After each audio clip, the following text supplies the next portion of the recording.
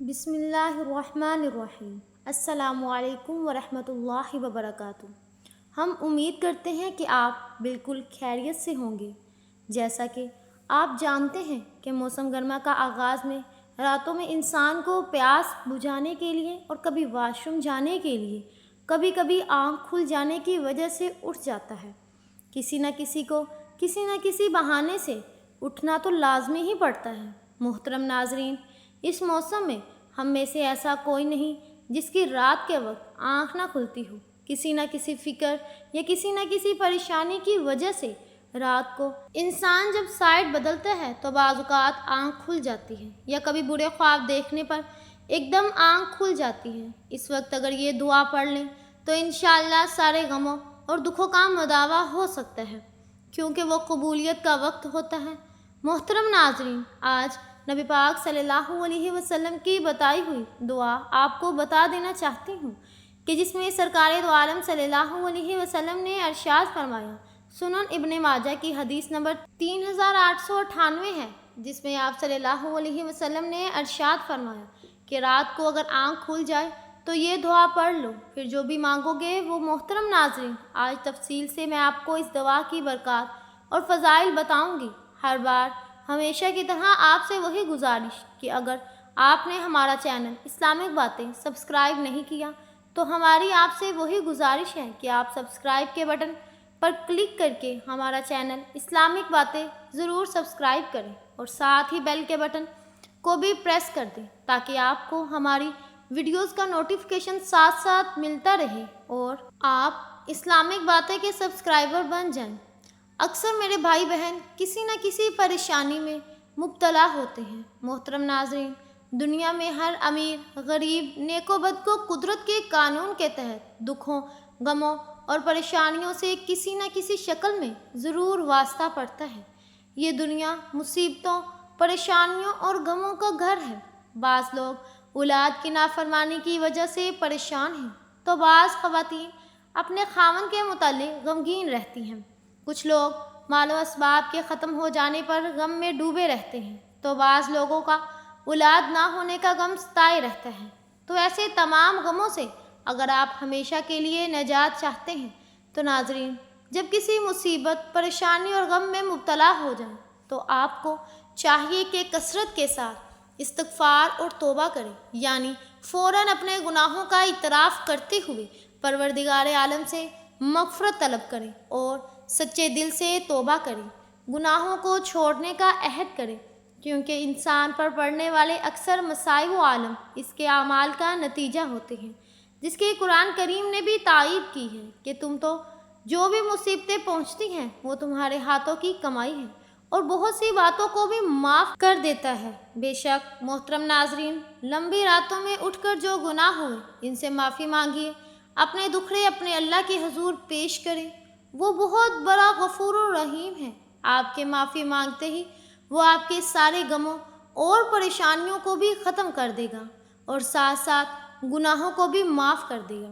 ناظرین، آپ کی جب رات کو آنکھ کھل جائے تو ساتھ ہی میرے پیارے آقا حضرت محمد مصطفیٰ احمد مجتبیٰ صلی اللہ علیہ وسلم کی یہ بتائی ہوئی دعا پڑھنے کا بھی اہتمام کریں، جس میں آپ صلی اللہ علیہ وسلم نے ارشاد فرمایا کہ اگر کوئی شخص رات میں اٹھے اور اسے غنودگی کی حالت میں یہ دعا پڑھے: لا الہ الا اللہ وحدہ لا شریک لہ، لہ الملک ولہ الحمد وہو علی کل شیء قدیر، سبحان اللہ والحمد للہ ولا الہ الا اللہ واللہ اکبر ولا حول ولا قوۃ الا باللہ العلی العظیم، رب اغفر لی۔ پھر اس کے بعد جو دعا بھی اللہ سے مانگے گا انشاءاللہ وہ دعا ضرور قبول ہو جائے گی۔ محترم ناظرین، اللہ کی رحمت ہر وقت بندے کو اپنی رحمت دینے کے لیے بہانے تلاش کر رہی ہوتی ہے، پھر بندے کو بھی یہ چاہیے کہ وہ اللہ کی رحمت کی جانب متوجہ ہو، اس سے اپنی پریشانیاں اور دکھڑے سنائے۔ ہم وہاں سناتے ہیں جہاں لوگ مذاق اڑاتے ہیں، وہاں نہیں سناتے جہاں اللہ کی رحمت اپنے بندے کی طرف ہوتی ہے۔ محترم ناظرین، اللہ پاک سے دعا مانگا کریں، اس کی رحمت سے مایوس مت ہو جایا کریں۔ اکثر لوگ جن کی عمر اللہ کی نافرمانی اور گناہوں میں گزری ہو، شرم کی وجہ سے توبہ نہیں کرتے، ایسے لوگوں کو یہ معلوم ہونا چاہیے کہ اگر ایک آدمی ساری دنیا کے گناہ گاروں جیسے گناہ بھی کر لے، پھر بھی جب وہ سب کے دل سے اللہ تعالیٰ سے معافی چاہے گا تو اللہ پاک اس کو یقیناً معاف فرما دے گا۔ قرآن کریم میں یہ خوشخبریاں گناہ گاروں کو مختلف الفاظ میں سنائی گئی ہیں کہ ایک جگہ فرمایا کہ آپ کہہ دیجئے کہ اے میرے بندو، جنہوں نے میری نافرمانی کر کے اپنی جانوں پر زیادتیاں کی ہیں، تم اللہ کی رحمت سے مایوس نہ ہونا، بالیقین اللہ تعالیٰ تمام گزشتہ گناہوں کو معاف فرما دے گا، وہ بڑا بخشنے والا اور رحمت والا ہے۔ اللہ پاک کی رحمت کا ایک مشہور واقعہ تو آپ نے سنا ہی ہوگا۔ سیدنا ابو سعید خدری رضی اللہ تعالیٰ عنہ سے روایت ہے کہ رسول پاک صلی اللہ علیہ وسلم نے فرمایا کہ تم سے پہلی امتوں میں ایک شخص تھا جس نے 99 قتل کیے تھے۔ اس نے پوچھا کہ زمین کے لوگوں میں سب سے زیادہ نیک کون ہے؟ لوگوں نے ایک راہب کے بارے میں بتایا۔ وہ اس کے پاس گیا اور کہا کہ اس نے 99 قتل کیے ہیں، کیا اس کے لیے توبہ ہے؟ راہب نے کہا کہ نہیں، تیری توبہ قبول نہیں ہوگی۔ تو اس نے اس راہب کو بھی مار ڈالا اور 100 قتل پورے کر لیے۔ پھر اس نے لوگوں سے پوچھا کہ زمین میں سب سے زیادہ نیک اور عالم کون ہے؟ لوگوں نے ایک عالم کے بارے میں بتایا۔ وہ اس کے پاس گیا اور پوچھا، اس نے 100 قتل کیے ہیں، کیا اس کے لیے توبہ ہے؟ وہ بولا کہ ہاں ہے۔ اور توبہ کرنے سے کون سی چیز مانی ہے؟ تو فلاں ملک میں جا اور وہاں کچھ لوگ ہیں جو اللہ تعالیٰ کی عبادت کرتے ہیں، تو بھی جا کر ان کے ساتھ عبادت کر، اور اپنے ملک میں مت جا کہ وہ برا ملک ہے۔ پھر وہ اسی ملک کی طرف روانہ ہو گیا۔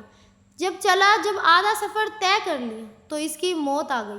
اب عذاب کے فرشتے اور رحمت کے فرشتوں میں جھگڑا ہوا۔ رحمت کے فرشتوں نے کہا کہ یہ توبہ کر کے صدقے دل کے ساتھ اللہ تعالیٰ کی طرف متوجہ ہو رہا تھا، اور عذاب کے فرشتوں نے کہا کہ اس نے کوئی نیکی نہیں کی۔ آخر ایک فرشتہ آدمی کی صورت بن کر آیا اور انہوں نے اس کو فیصلہ کرنے کے لیے مقرر کیا۔ اس نے کہا کہ دونوں طرف کی زمین ناپو اور جس ملک کے قریب ہو وہ وہیں کا ہے۔ سو انہوں نے زمین کو ناپا تو انہوں نے اس زمین کو قریب پایا جس کا اس نے ارادہ کیا تھا۔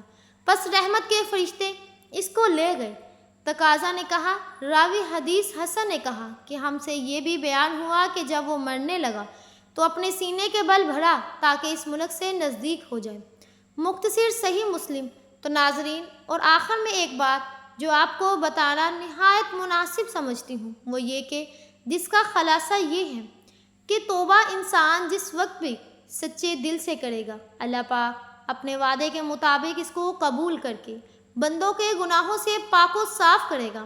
البتہ جب بندہ زندگی سے نا امید ہو جائے اور موت کے فرشتے کو دیکھ لے اور روح حلق میں آ جائے اور گڑگڑا کر یعنی جان کنی کی وجہ سے سانس میں تنگی ہو جائے، تو اس وقت اس کی توبہ قابل قبول نہیں ہوگی۔ جو عمل میں آپ کو بتا رہی ہوں وہ دعا کی قبولیت کا سب سے بہترین عمل ہے۔